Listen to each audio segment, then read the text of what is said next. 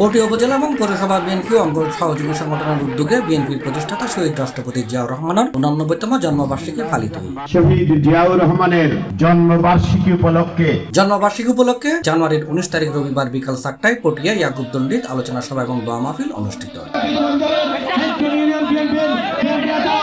উপজেলা বিএনপির সাবেক সভাপতি আব্দুল জলিল চৌধুরীর সভাপতিত্ব, চট্টগ্রাম দক্ষিণ জেলা ছাত্রদলের সাবেক সাংগঠনিক সম্পাদক গাজী মনিরুর পরিচালনায় আলোচনা সভা এবং দোয়া মাহফিলত প্রধান অতিথির বক্তব্য রাখি বিএনপির জাতীয় নির্বাহী কমিটির সদস্য পটিয়ার সাবেক এমপি গাজী মোহাম্মদ শাহজাহান জুয়েল। আগামী 1 মাস পরে কি হবে জানি না, আগামী 6 মাস পরে কি হবে আমাদের জানার কোনো সৌভাগ্য নেই, কিন্তু আমরা অনুমান করে যদি বলতে চাই বাংলাদেশে আরেকটি নির্বাচনের মুখোমুখি হবে।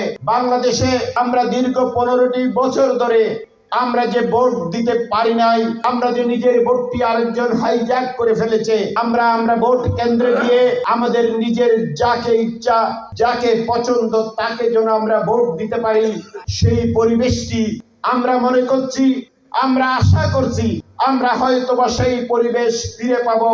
আমরা আমাদের গণতান্ত্রিক স্বাধীনতাকে সংহত করে আমরা নিজের ভোট দিতে পারবো।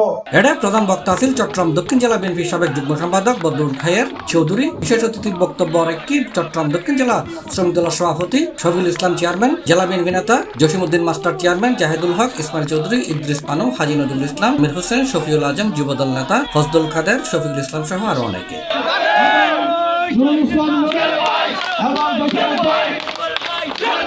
C+ TV Chittagong.